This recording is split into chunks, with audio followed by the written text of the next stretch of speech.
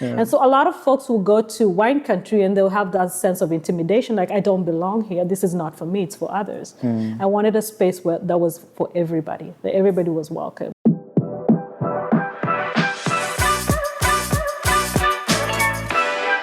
Welcome to Finding a Way, the podcast for positive change. I'm your host, Jim, and today we are at Karibu on Park Street in Alameda with Dr. Chris Wachira. Chris, how are you doing today? I'm doing well, thank you. Thank you for having me. Thank you for being here. Thanks for taking the time. So, of course. Just human to human, how are you? Like, what's going on in your mind lately? Oh, child, that's a loaded question. It's 2025. There's a lot going on in the world. Yeah. So I am, what would I say? I'm in self-care mode. I'm in self-containment mode. I am in resilience mode. Yeah, just trying to figure out how to power through everything that's going on. Understandable. Yeah. It's been quite a year already. Right? We're just getting started. What does self-care look like for you? Honestly, it's about shutting out the noise. There's a lot going on right now that can throw you off, can throw you off focus, can throw you off as a person. And I like to hone in on what I'm working on the things that I care about, the people that I care about, the things that are meaningful to me. And those are like family, friends, community building. Supporting, my community in different ways. So those are the things that I'm trying to stay focused on and just sort of shutting out the white noise. Yeah. Do you have any specific practices that you do, like routines or? You know what I've started doing, and I actually started this in the fall of 2024.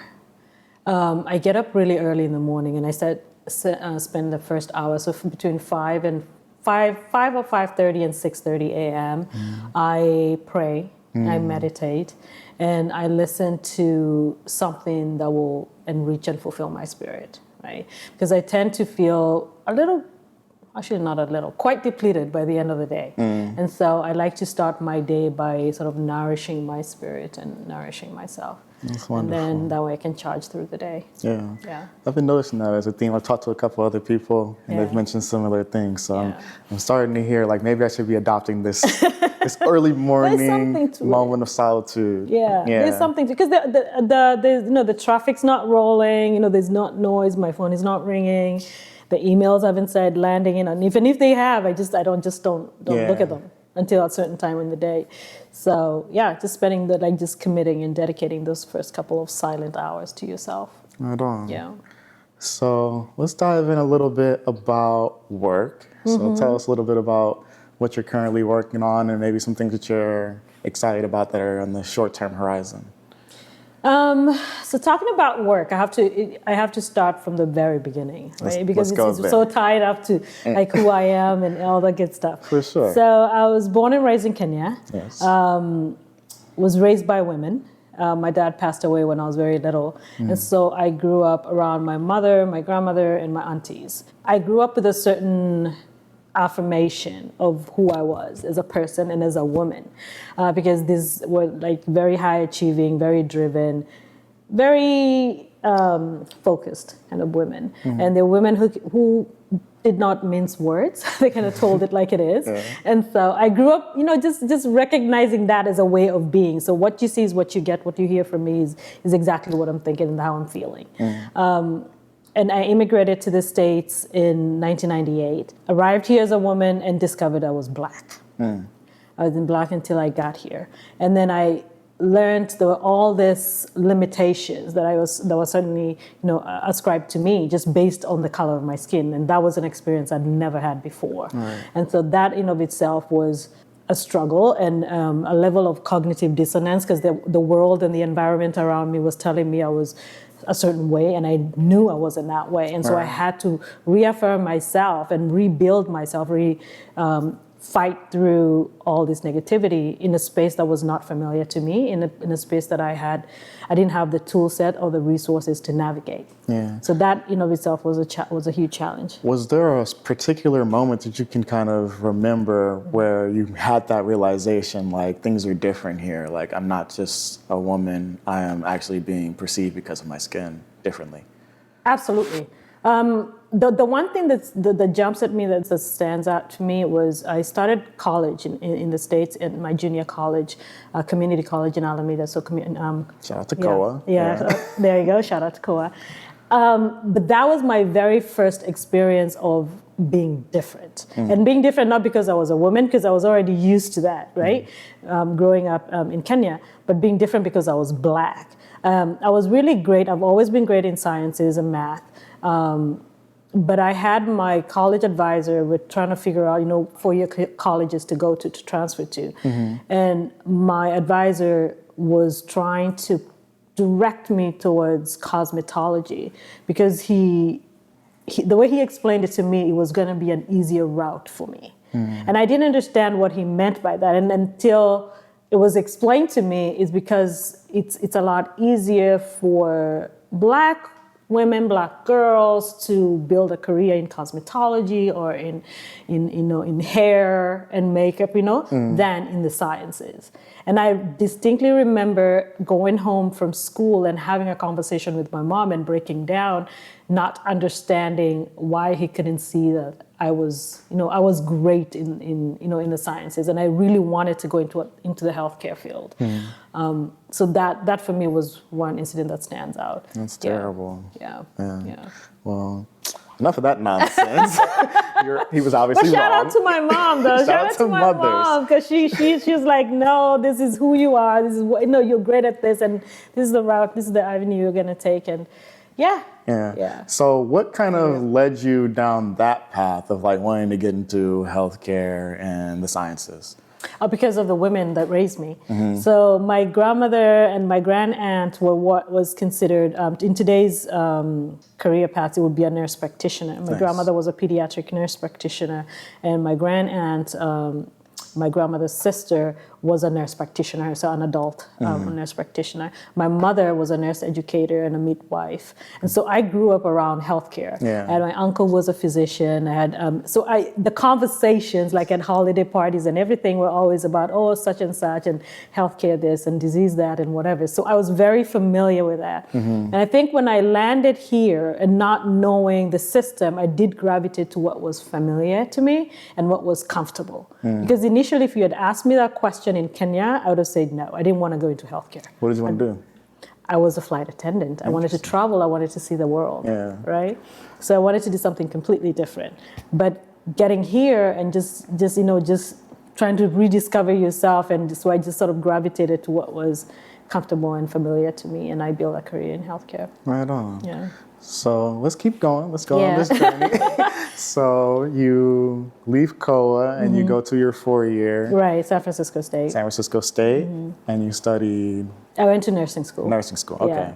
Yeah. And how long were you in the medical space? I know you said you still kind of do some work there. Right. But how long was that? I was there so I went to San Francisco State and then went to the post-grad program at Stanford. And I was at Stanford from 2006. So for over 15 years, I was at Stanford. Okay. And by the time I turned out of, or I retired, as I say, out of Stanford, I was overseeing clinical outcomes in neurosciences. And I'd spent the entire stretch of my career at Stanford in the neuroscience space. So that's what I focused on. And so you said clinical outcomes in neurosciences. Right. Can you just break that down for the layman out there? I might be one of them. So what I did, I focused on, my doctoral degree was in building healthcare systems.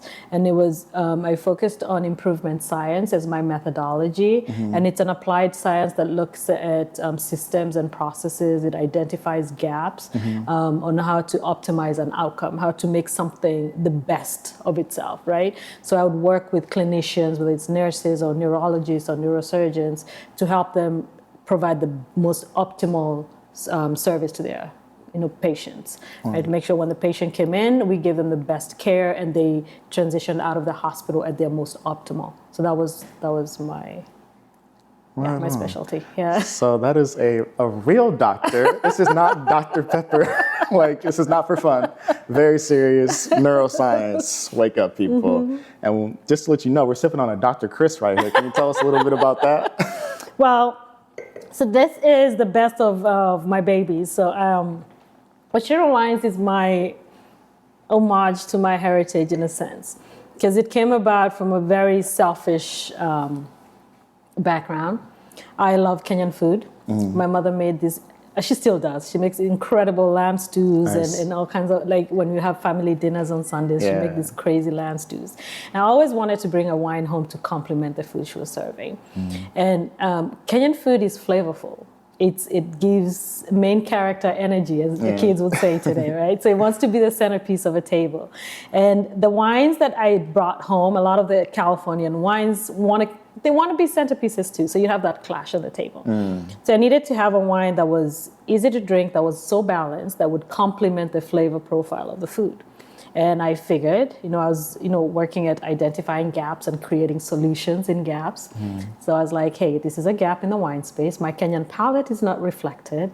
I'm going to create a wine for my mom and for the market. So that's the genesis of that. Yeah. Okay. I got a couple of questions. I'm trying to, piece this together. Right. I want to make sure we don't, Jump leave around. we don't want to leave people out on the journey. Right. So let's talk a little bit about that, I guess, pivot from healthcare to the winery. Because you kind of alluded to it just now. You said you started seeing gaps and you just transferred those skills. But what was that thing that made you want to, make that pivot or make that jump? So it was never actually a jump up until 2021. Okay. Right? So I worked in both, I still do. I still double in both spaces because it's really hard for me to switch that part of my brain off. Because once you know how to fix something, I find it really hard to sit back and do Just nothing. ignore it, right? Right, Yeah. and do nothing about it. So I'm a huge proponent of stacking skills. And when you learn, when you go to school, and you should go there with a goal of learning and building yourself and building, your brain. I think about it like Legos. Like every class, every discipline that you study, everything that you're studying should be a Lego block towards something, right? So I'm not a huge proponent of wasting time. Right. I don't like doing that. So I found I have these skills that I've been practicing in healthcare for a long period of time. And I'm in this space where I'm like, I want wine to have with this lamb stew and I can't find it. I'm like, how hard can it be?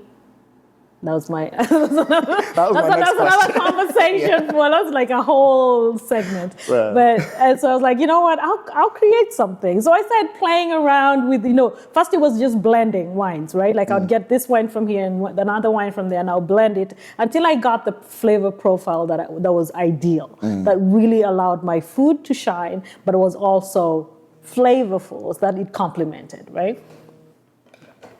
So, sorry about that. No worries. Entrepreneurs, Life business happens. calls. So I did that for, I want to say a good 6 months. And I would just like blend random things, random wines and have my family taste them when we'd have these dinners.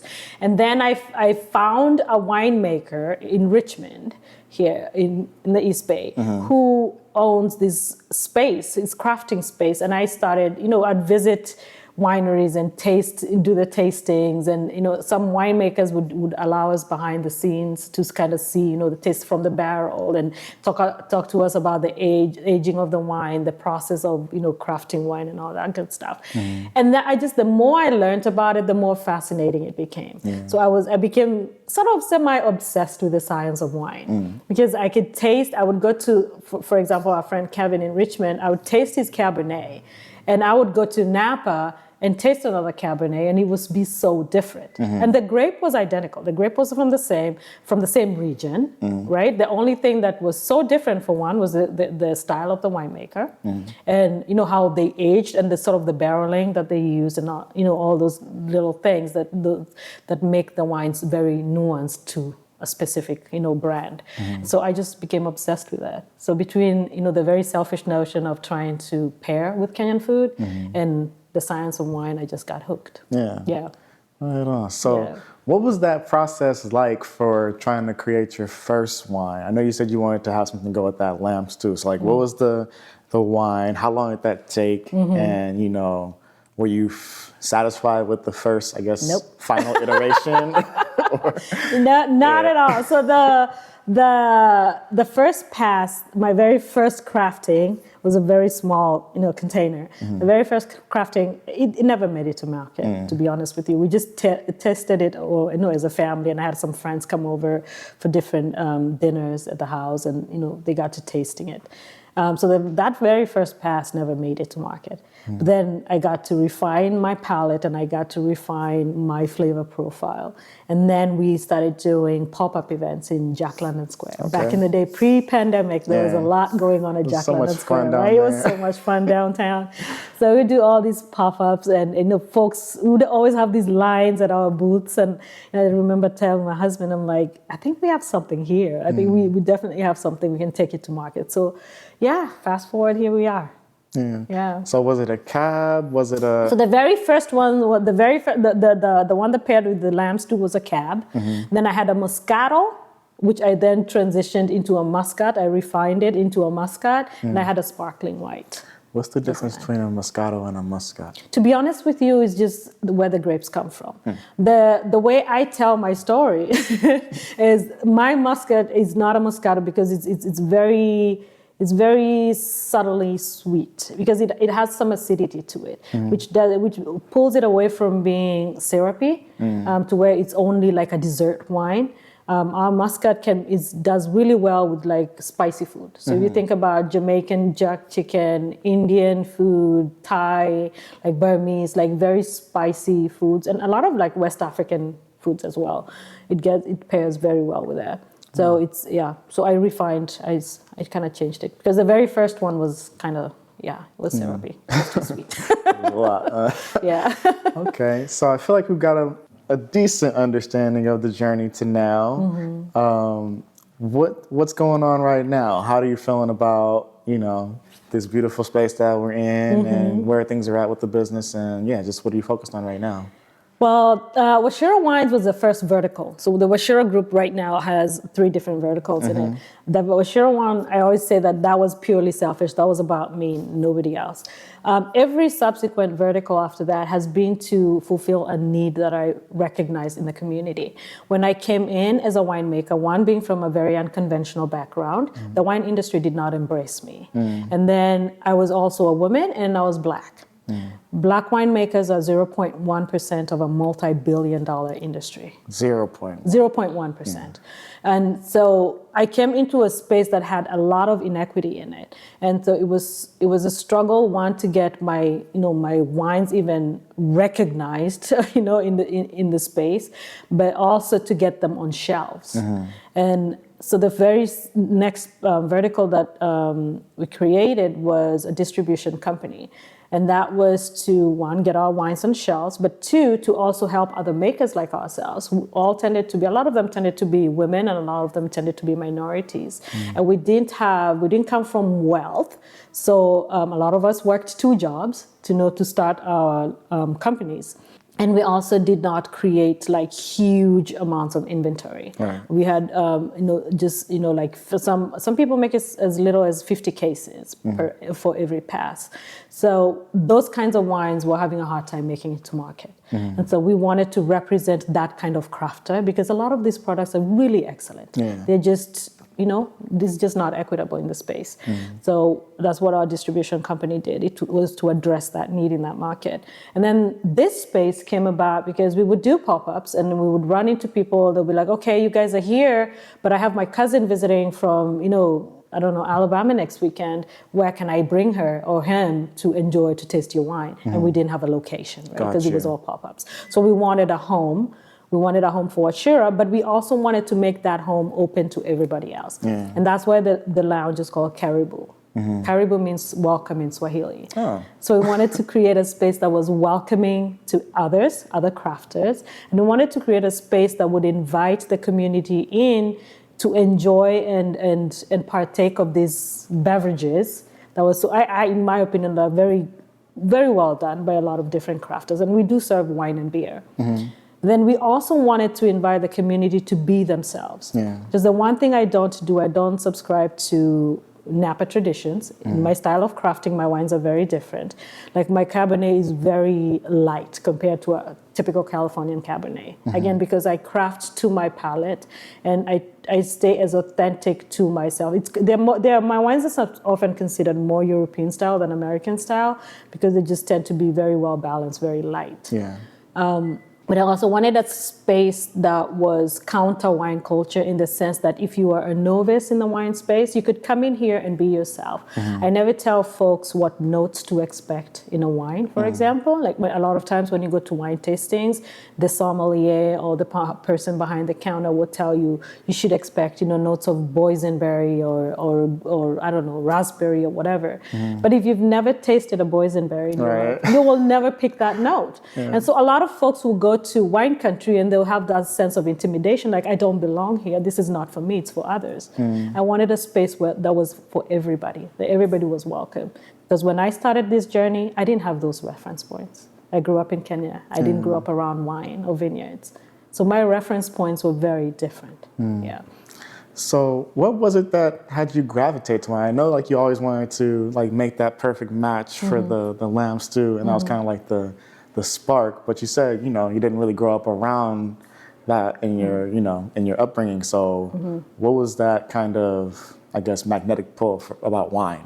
Yeah, to be honest with you, I don't know. And that's really interesting because for me, wine is the medium I utilize to tell my story and the story of my people, right? Like artists paint canvases, people sing songs, people write poetry. I use wine. That's awesome. This is just how I tell my story.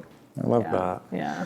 I want to talk a little bit about the beer because I understand you are a part of, I guess, this, I don't want to say flagship bringing over of a new product or brand that's really big in Kenya. Oh. But can you speak a little bit about, I don't want to... Tasca, the brand. Yeah, Tasca. So Tasca it had been distributed in the States up until 2019, I want to say. And I think it sort of died off with a pandemic. Okay. With all the sort of shipping and international trade things that sort of, died down with the pandemic. But it was always my goal to bring it back. Again, because it's an incredibly beautifully crafted Kenyan beer. And I want people to experience it. And I'm very selfish in the way I live my life because I want people to experience this Kenyan beer. Well, that's selfless in a way. I mean, you're not importing it to drink it all yourself. Because I'm very intentional. I guess it's maybe selfish today. Intentional is better, right? I'm very intentional in the way I live my life and the way I operate. I want to bring in, products and things that I care about deeply, that are meaningful to me. Yeah. Right? And I like things that have products that have stories, because I like to tell stories. Yeah. So is there a story for you or a story that you know about Tusker that makes it special for you? Well, other than that, it has the elephant on it. And if you know anything about Wachira Wines, the black label, all 5 wines in the black label represent the big 5 of the Kenyan safari. So each of the wines on the front label has one of the big 5. Which are the lion, the elephant, the rhino, the buffalo, and the leopard. Okay. So what we're having right here is a blend of the lion and the rhino. I love that. Yeah. So the sparkling and the Cabernet. Okay. Yeah, and the Tasca has the elephant, the big bold elephant on the label. Right. But I also love the magical story of Tasca. We grew up around the Tasca commercial. So for me, it's very nostalgic.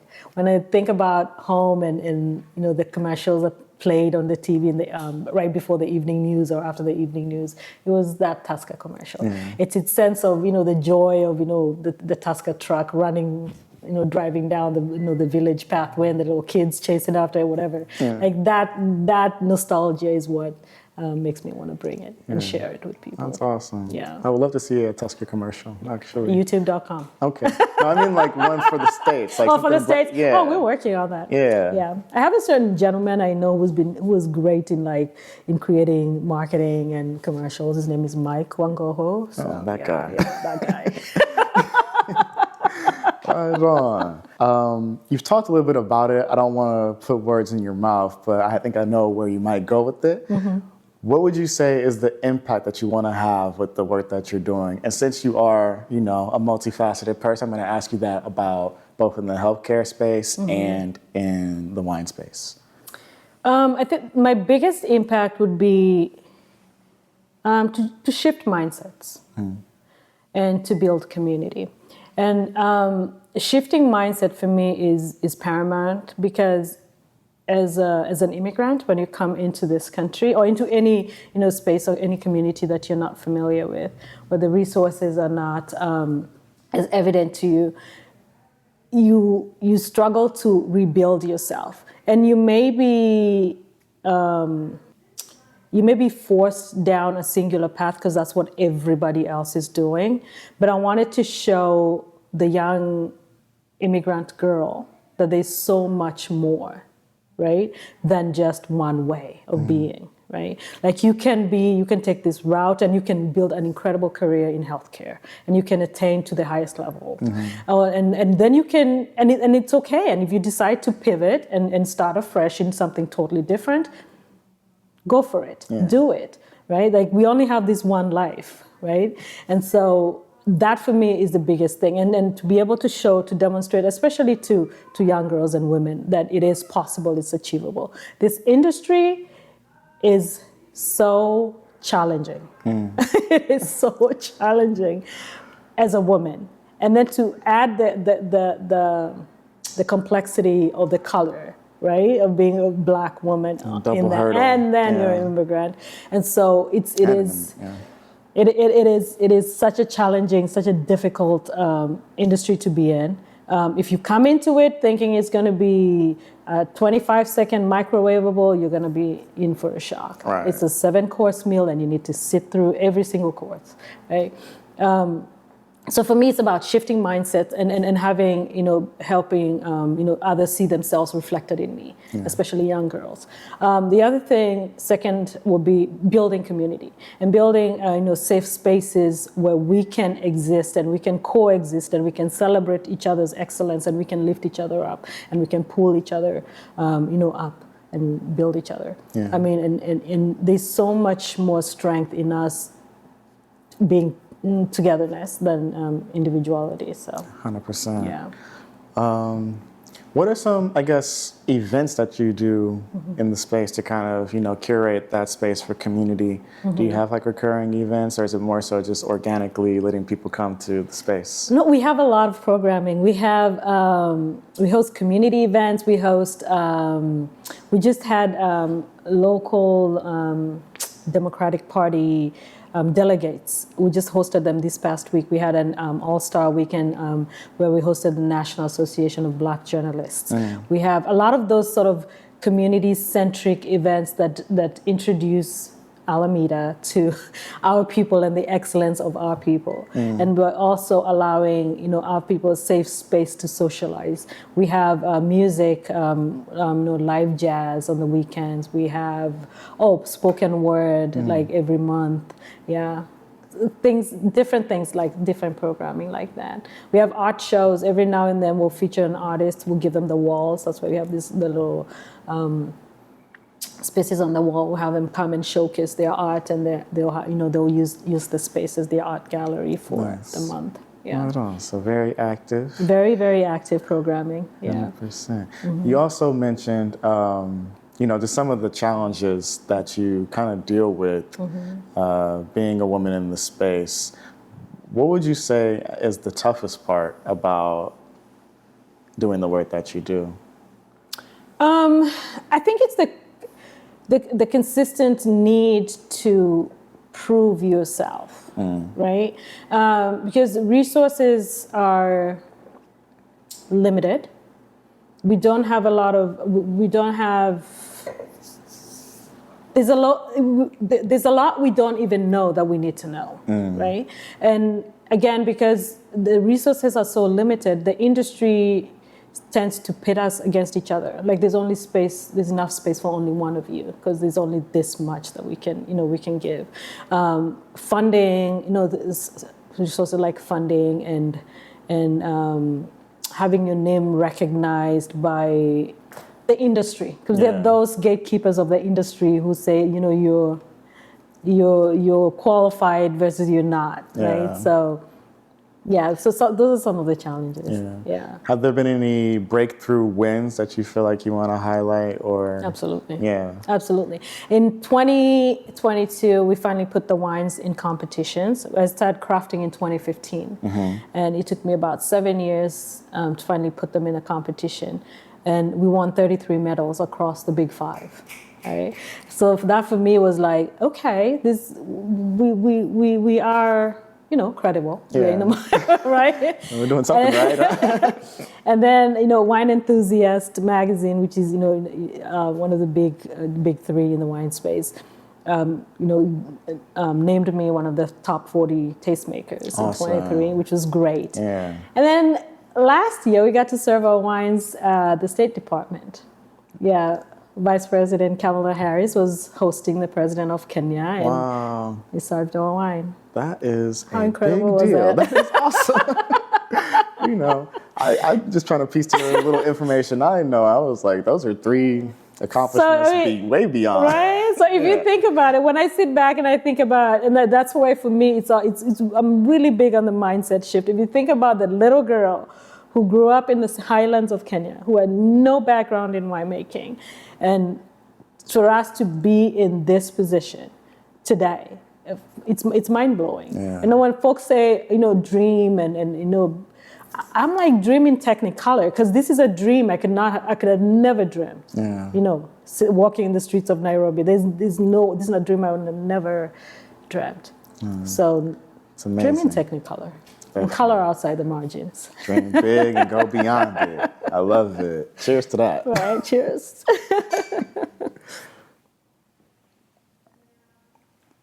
The wine truly speaks for itself, y'all. I wish I could taste this. Thank you. So, I guess shifting gears a little bit, let's talk about visions for the future. What's something that you hope that we as people can find a way to achieve in your lifetime? I don't want to say unity, because I feel like it's almost cliche. I mean, but it'd be a great place to start. But you know what? But it would be a great place to start. I think, just looking at the collective, I always feel like it's in our DNA to care about each other. So any time that you don't, I feel like you're working against yourself, right? Yeah. And because I think about just growing up, and even the way my grandmother lived, and my community lived, and my mother lived, is just, I feel like it's in our DNA to care about each other, to build each other up, to lift each other up. And when you're pitting, we'll have forces that will pit us against each other. But when you succumb to those forces and you become a partner, a player in those forces, then you're really truly working against yourself. Yeah. And I think for me that's what was so hard about November 2024. I actually had to step away from everything and just reset. Yeah. Because I just could not understand. How you work against yourself, willingly, knowingly. That's the thing. I'm not sure if people are always aware, which is sad in itself, but I definitely agree with that sentiment. Like, for me, I definitely think I was, blessed to be raised a certain way and, have positive influences around me, have people that kind of, pull me by the ear and make sure I'm thinking about the right things. Mm-hmm. But it's very often, it's usually easier to do the right thing. Mm-hmm. I think, like you said, you're working against yourself, but I think of it in a myriad of ways. You feel bad when you do something that's wrong to other people, if you see yourself in them at least. Right. And most times you have to kind of go out of your way to be a jerk. You kind of do. You kind of do. And I think if you're honest, if you're truly honest with yourself, we're so much more alike than we are different. 100%. Right? But you just have to take the time to see the humanity in the other person, and so you can root for them. Because I don't know. We had to sit down and have a glass of wine together. Right. And that's the best part about wine is this. Yeah. Right? And just being able to build community and have conversations with total strangers. Right. Right? Over glasses of wine. That's the beauty of it. Life could be so simple, y'all. Yeah. Man. So, if you were, I guess, lead doctor of the world, president of the world, you are just, there's nobody who could tell you no. What's something that you would try to implement to push us in the right direction as people? Ooh, that's a tough one. One thing? One thing. Or, I'd say vibranium. Wakanda me, please. I honestly. Man. I don't know. It would have to be a Wakanda type We need intervention. the spirit of the Black Panther. Right. We just need the Black Panther. Like that would be my thing. Because I'd say Jesus take the wheel, but I mean he's tried. I'm like I would invoke Wakanda. At the end of the day, you might have to. So you don't have any hope for us in the non-MCU universe? You know what? I mean, there's always hope. You have to have hope. You have to have hope. Definitely. And I think what gives me hope is because I lived, we've lived through so many iterations of today, right? And we've always come through. We've always survived. We could be such a resilient people. We have the tool sets, right, to make it through this, to navigate through this, because we've seen it before. Yeah. You can outlaw the history, but the history lives in the people. So right. we'll be all right. Yeah. We'll be all right. Definitely. We just got to lock in. This too shall pass. This too shall pass. That's the one right there, because, man. Yeah. Yeah, I think about that, too, because, we are in the sequel, right? You said like November 24. Right. I remember, what was it, November 20? Or no, it was slightly before that. But last election cycle. Right. And it was, people were frightful. It was in 2016. But it was, people, I remember the media was in a frenzy, like, those movies, The Purge, they came out with like a new version and American Horror Story. It was awful. The news was the last of it. But like people were really just like, kind of throwing their hands up. And then I feel like this time around, people are, I think, calmer, but almost like you were saying, like some people had to like kind of unplug or like, because there's so much news being thrown at you and, people don't really know how to respond to it. Right. But I like that, that reminder of, we've made it through every crisis up until now. They haven't burned the world down yet. But and even if they do, we'll be all right. Yeah. We'll still be all right. And that's the thing. I'm not going to succumb to the fear. I'm just not. Because I do it anyway. I do it afraid, right? It takes as much effort to be afraid as it does to be hopeful. So why would I choose fear, right? That's the word. We'll be fine. So I know we kind of touched on it briefly in the beginning about, your morning practices and stuff like that. Are there things that you do when maybe you do feel triggered or a little bit of despair to keep yourself grounded and like able to, do the positive work that you're doing? I talk to my mom. Talk to your mom. I talk to my husband. Yeah, I honestly, the people that are close to me are my grounding. Yeah, I share my life so openly and with the folks that are close to me. And so that's my grounding. Yeah. That's my soft spot. It's my place to fall. Yeah. It's the importance of community, honestly. Absolutely. Absolutely. Like, it's always tougher alone, no matter what the hardship might be. So just having people that can hear you, even if they don't fully understand where you're coming from, but, just be there for you in those moments is definitely important. And sometimes all it takes is one. So even if, if you're out there and you feel like, oh, I don't have a community, I just have this one person, one is enough. Yeah. All you need is one. One is plenty. Yeah. Yeah. Even if that one might be you for the day. Sometimes. There you have it. Yeah. Sometimes just gotta look yourself in the mirror. So we talked a little bit about how Karibu is you called it a pandemic baby. I kind of recall, at least from my perspective, post-pandemic was a little rough for a lot of entrepreneurs and business owners, especially people who have physical spaces. Right. And you were being born out of that. I want to speak specifically to a lot of small businesses in the East Bay were deeply impacted by, I think, just the dip in morale. Like a lot of people during the pandemic started to panic, and there was a lot of, I hate the word, but looting and chaos that kind of, I think, extended for several months, even a couple of years after the official pandemic ended. And that really, it closed a lot of doors. It, hurt a lot of businesses.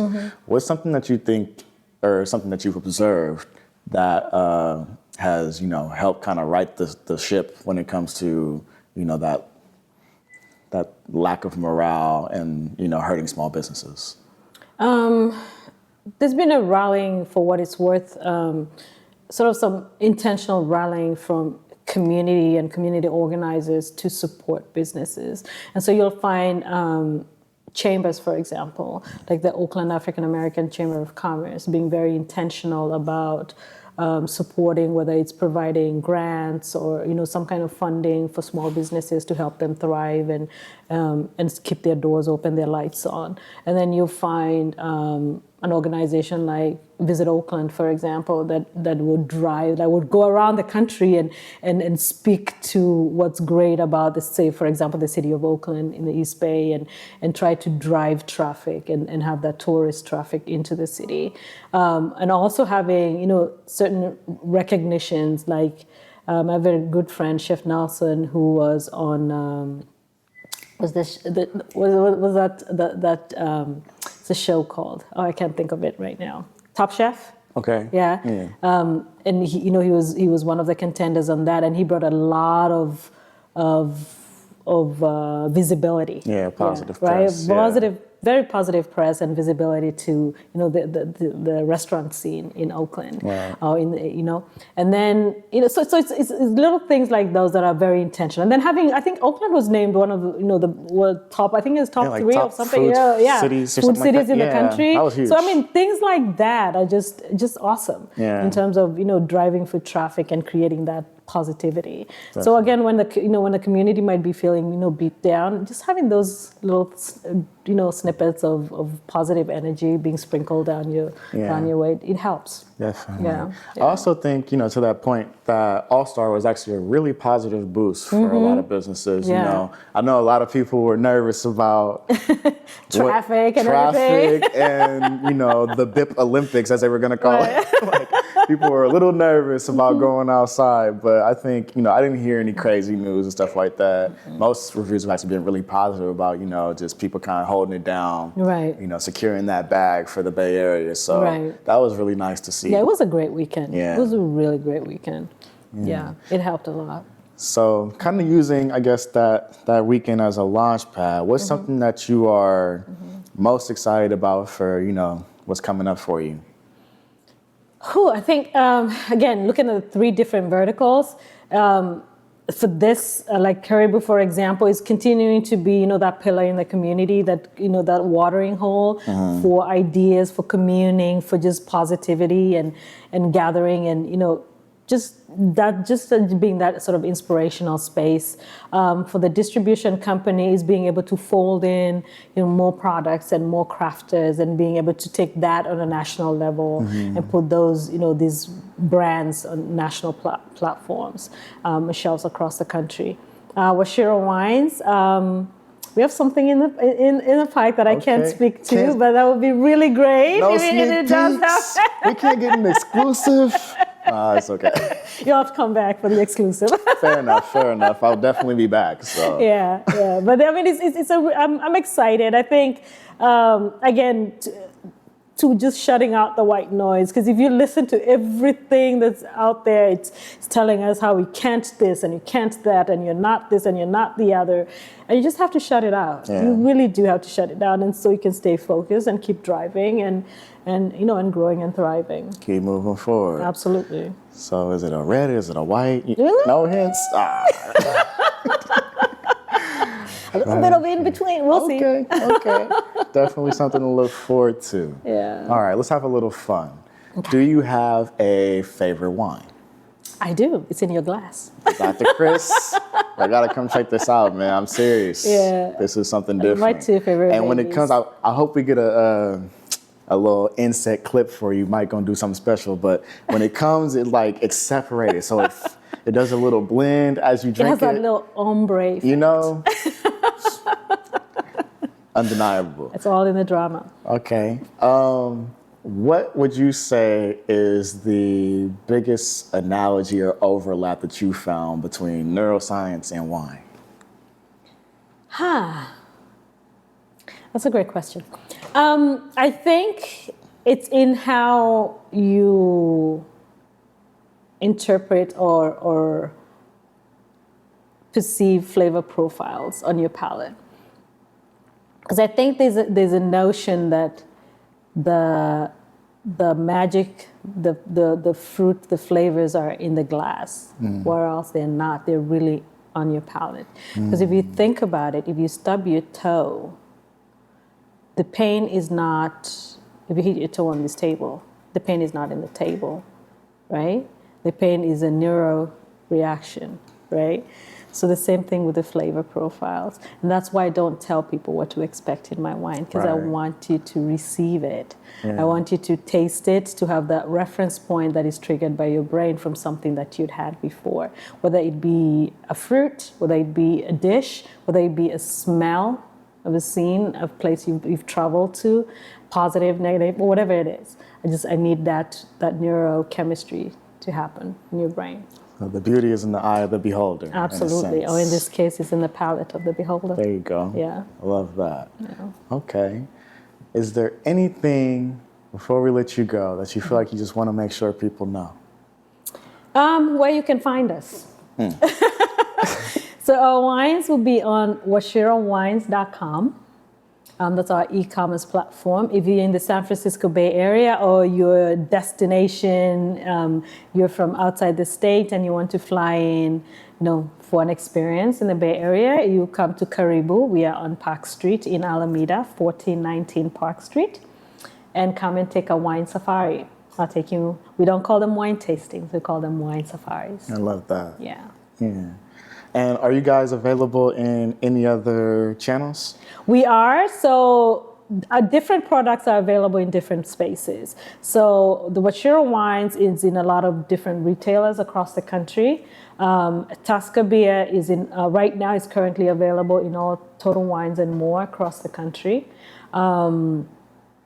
Let me see what else. So different products are in different spaces. So we'll be on our e-commerce site, Wachira Wines, or reservebar.com, which is another e-commerce platform. Gotcha. Yeah. Right on. And then last but not least, any just, last impressions, imprints, energy you want to leave the people with? Especially this time that we're in, I just encourage you to do it anyway. Do it scared, do it afraid. Just do it anyway. Wise words, y'all.